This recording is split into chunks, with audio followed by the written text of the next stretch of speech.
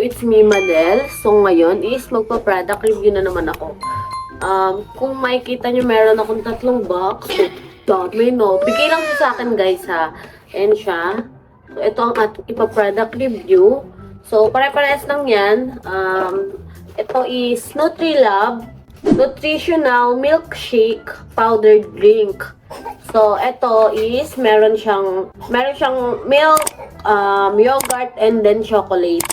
Ang milk is pang high protein. Ang yogurt is low calories. Ang chocolate is high dietary fiber. So, may nakalagay dito na bottle that can keep you feel full over 4 hours. So, pag uminom ka nito, para ano ka daw, busog ka daw halos 4 hours. Gano'n. Then, yan. May nakalagay dito, yan, yung milk, ay yung chocolate, hazelnut, is may protein ng 18.7 gram, dietary fiber, 8.58 gram. Ang calories niya is 285 kcal. So, ang sa yogurt naman, mixed berry yogurt. Ang protein niya is 23.3 gram. Ang dietary niya, 11.32 gram. Ang calories niya is 262. Then, sa milk naman, warm milk tea. Protein niya is 23.3 gram. Dietary, 8.37 gram. Ang calories niya is 277. Bali, nakainom na pala ako ng tatlo na nainom ko. 2 yogurt, then chocolate. Ang papayto sa'yo. So, eto kasi ang laman nito is milk. Milk na lang. So, meron ako ditong nag-iisa na wala pa talagang bawas. So, papaitaw sa inyo kung ano yun. Sura niya. Ganyan siya, guys. Diba? Bigay lang to sa akin. Actually, isa lang kasi dapat ang bigay sa akin. Kasi binigyan sila sa trabaho ng taga-anim. Pumunta sila sa akin. Then, binigyan ako ng isa. Then, nakita ko may dietary. Kumuha pa ako ng 2. Kapal na mukha ko. Sabi ko, utang mo sa akin buhay mo. Di ba, binigyan ako. Ayan itsura niya.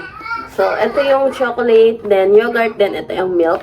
So, sobrang cute ng mga lalagyan nila. Bale, papaliwanag ko kung anong ano ko. 2 beses ako nakainom na itong yogurt kasi nga, mas mataas siya ng dietary, 11.32. Ang sa chocolate naman is 8.58. Then, sa milk is 8.37 yung dietary niya. So, pinili ko ang yogurt. 2 beses ako uminom ng yogurt. Then, ang lasa niya is parang iba yung lasa niya. Hindi naman siya pangit yung lasa niya. Pero kapag iniinom mo siya, para siyang hindi mo maintindihan, suka na ganun. Ganun talaga. Okay siya yung lasa niya. Pero kasi parang mapipigilan ka sa pag-inom dahil nga yung texture ba? Yung texture. Kasi ano siya, powder siya, guys. Then, nilalagyan siya ng tubig. Pwedeng warm water, pero pwede ring normal na water.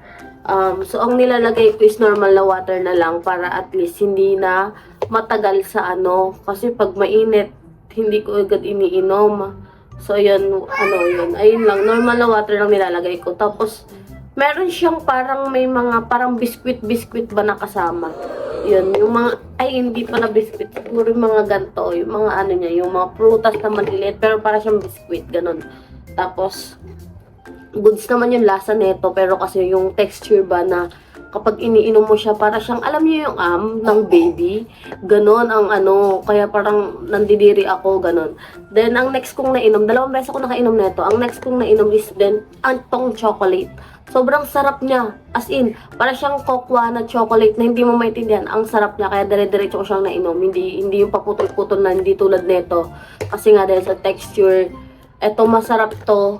Ang huli is hindi ko pa naiinom. So, ito ang aking iinumin ngayon para matikman ko kung anong lasa na itong milkshake.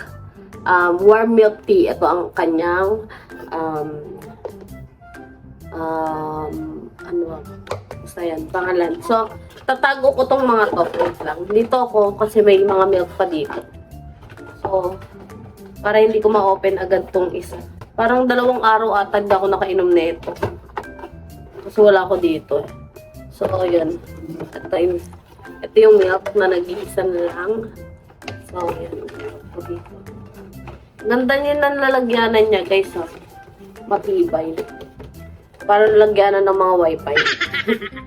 So, yan. Ayan siya. Yan. So, yan.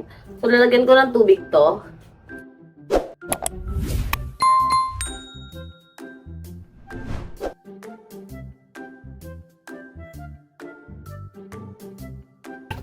Yan. Hanggang ko na. So, ay. So, dapat yugyugin mo, i-shake mo ng maayos dahil andito yung powder niya. Ayan, yung tinatatanggal. Parang nagko-color, ano siya, oh. Parang chocolate color. Yes! Yan, yung yugyug lang, ganyan lang.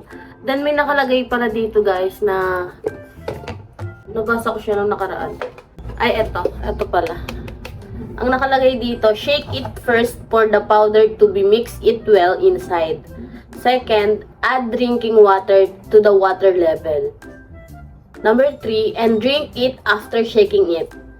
Tip, it is recommended to drink it within 1 hour after opening the lid. So, yun. So, iinumin na natin to. Nayugyug ko naman na. So, yan na siya.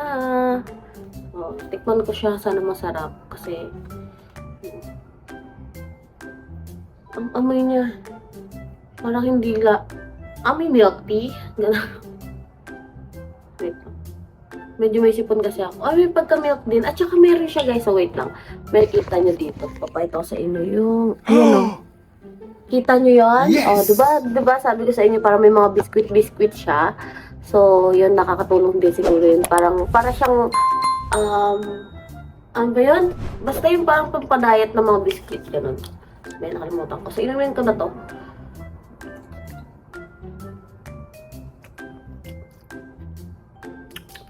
Lasa siyang milk tea, guys. Hindi siya pangit. Lasa siyang milk tea, as in. Yung biscuit niya, masarap siya, wala siyang lasa. Pero kasi ang sarap kapag umiinom kami, nginunguyak ka. Ano, crunchy siya. Masarap siya.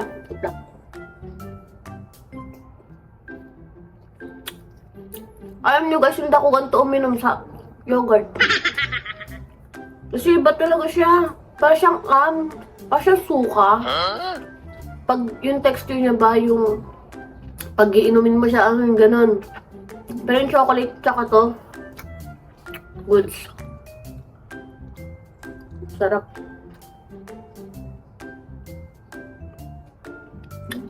Tsaka totoo siya guys ha. Halos ilang oras talagang hindi ka magugutom. Talagang pakiramdam is busog ka lang. Ganun. Amazing! Ganun talaga ang nararamdaman ko guys. Parang pakiramdam ko rin parang alam mo yung pagiging bloated ko noong nakaraan na parang pakiramdam mo, kapag alam mo yung parang pakiramdam na ang taba mo ganun, hirap kayo kumilos. Pero ngayon parang ang luwag-luwag ng ng pakiramdam ko ba, hindi ako natatabaan sa sarili ko, ganun. Tapos, actually parang 3 araw na akong halos hindi kumakain. What? Hindi ako nagugutom guys, hindi talaga ako nagugutom. Pero, kumakain naman ako paunti-unti. Pero, alam mo yung pakiramdam ko, busog ako. Ganun, parang diba, nung mga nakaraan kasi guys, nung wala akong ganito, mayat may ako gutom. Kaya, tumaba na naman talaga ako guys. Timbang ko is, halos na 66, diba? Tapos, talagang hirap na ako kumilos, ganon. Basta yun, tapos yun, ngayon parang gumagaan na yung pakiramdam ko. So, ang sarap na ito guys, na naman ang kalahati ko na kaagad. Bilis ko siya maubos. No, rate ko dito guys, 10/10, sobrang solid.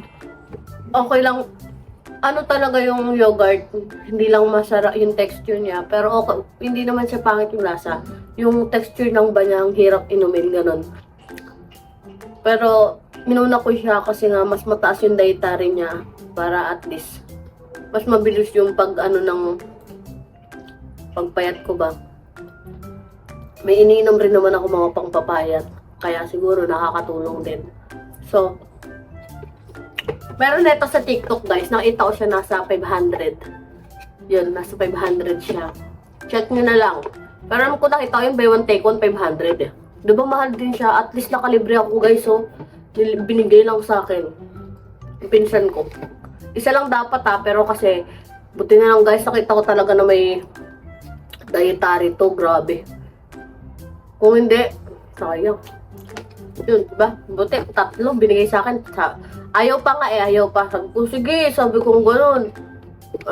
Utang mo sa akin buhay. Di mo ba naalala lahat ng sinumbat? Diba? Para dito, sinumbat, no? Diba? At sa kalibre ako, hindi ko na kailangan bumibili-bili ng mga kasi dati bila ako ng bili. Haba na pala, 11 minutes na ang aking video. So, rate ko dito guys is 10/10. Sobrang solid, sobrang sarap. Neto, chocolate at saka yun. Okay rin naman ang yogurt, masarap din. Pero, yung texture nga lang niya is parang malapot na hindi mo maintindihan. Ganun-ganun. Pero good siya, good siya. Pinaka-goods. Kasi nga, mas mataas ang dietary niya. So, ayun lang guys. So, thank you for watching.